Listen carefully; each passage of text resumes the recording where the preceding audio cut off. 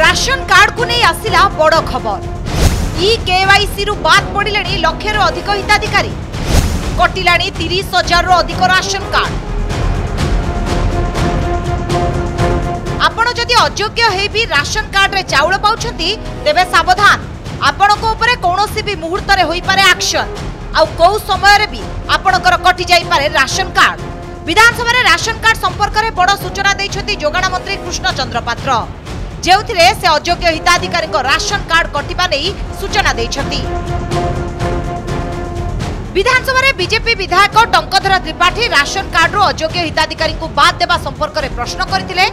केउ जिल्लारू केते ration card रो अयोग्य हिताधिकारी बाद पड़िछथि से नै प्रश्न करथिले टंकधर। आ ए प्रश्नर उत्तर रखी किछि गुरुत्वपूर्ण तथ्य को सामना को आनिछथि जोगाण मंत्री।